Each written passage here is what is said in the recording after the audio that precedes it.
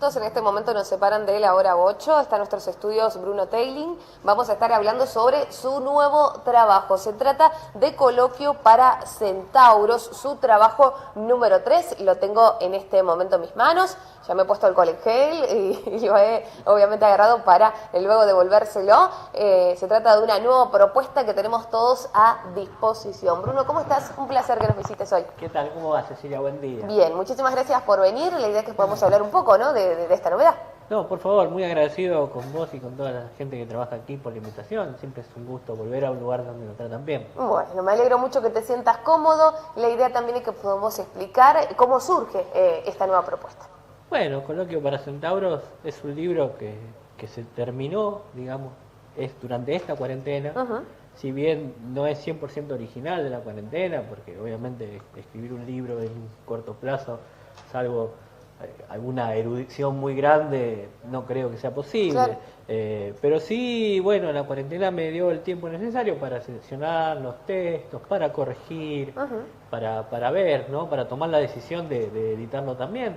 Así que bueno, se puede decir que tiene casi un 60% de cuarentena y un 40% de trabajo cotidiano desde antes, ¿no? Bien, ¿por qué Coloquio para Centauros? ¿Por qué Centauros, no? Teniendo en cuenta este personaje tan fuerte. Sí, bueno, el centauro, sin embargo, tiene una ambigüedad. Si vamos a la mitología, es un poco paradójica la imagen del centauro. El centauro, y estoy pensando en aquel centauro Quirón, ¿no? Sí. Había sido profesor de varios héroes mitológicos, ¿no? Había enseñado artes, había enseñado medicina, pero tenía una de sus principales cualidades era que él podía curar, pero no podía curarse a sí mismo, ¿no? Entonces es una imagen paradójica, ¿no? Una persona que cura y que no se puede curar a sí mismo es un poco paradójico, casi una ironía.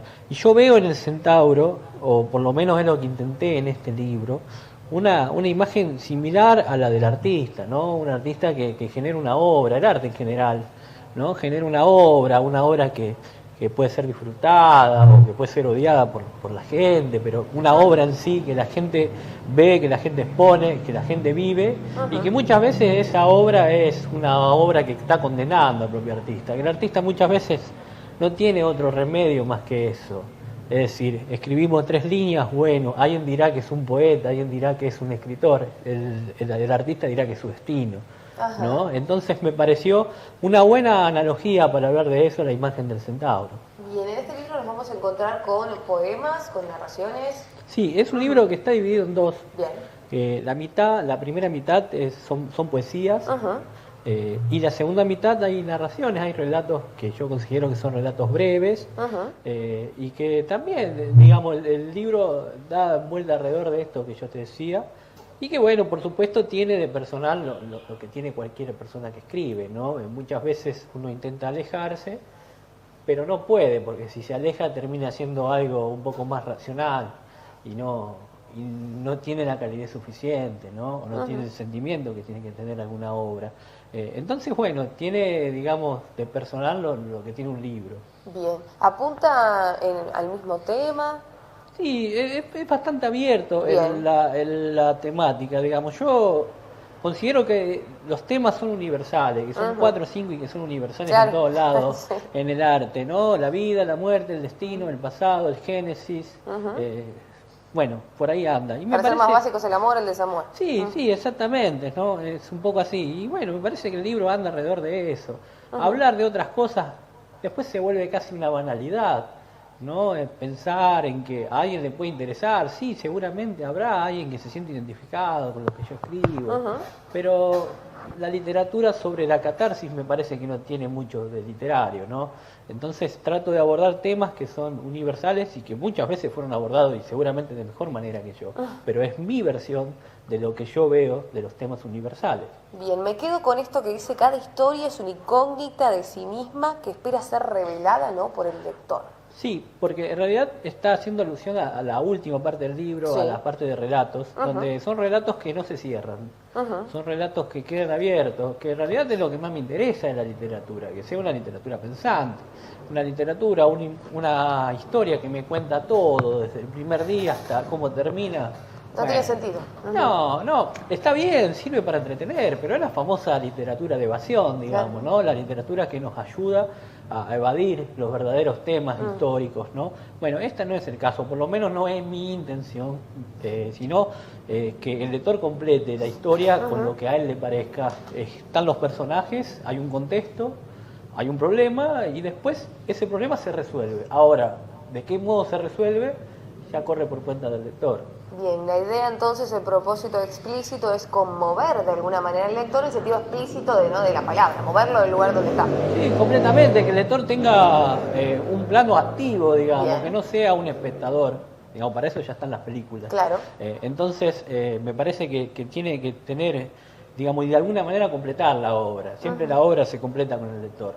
Entonces, me parece que la vuelta que busqué era esa, digamos, la de que el lector sea más protagonista. Bien, en un comienzo hablabas de la cuarentena. Imagino que en toda esta situación de alguna forma te benefició, ¿no? Sí, en realidad, como decía antes, sin ninguna hipocresía, voy a decir que no ha cambiado demasiado mi vida. Mi vida no era muy activa socialmente, digamos. De hecho, esos libros son producto de eso, ¿no? Del encierro. Pero sí, bueno, por supuesto que esto te cambia, te genera unas nuevas costumbres obligadas, pero que me ha dado el tiempo suficiente, no solamente para escribir, sino para componer, para buscar otras expresiones, para estudiar sobre todo, ¿no? Para estudiar. Creo que después depende de cada uno que la cuarentena le haya sido productiva o no.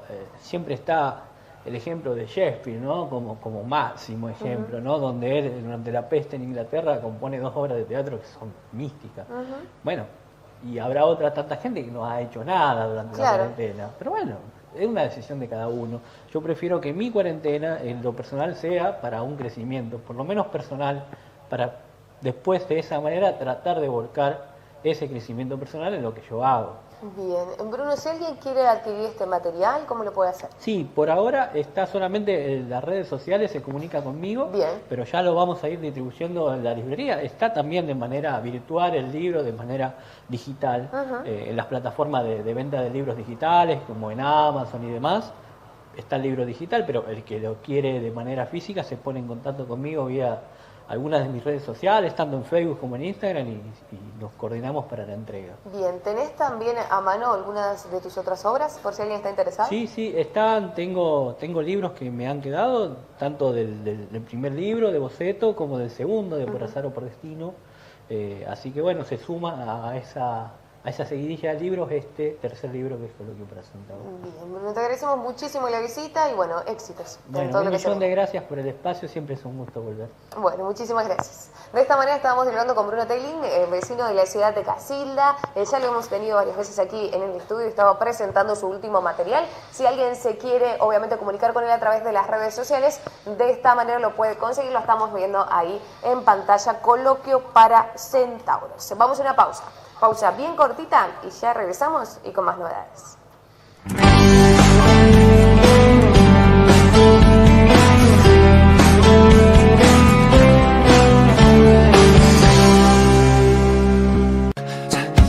Estudio Jurídico de la doctora Anabela Marconi.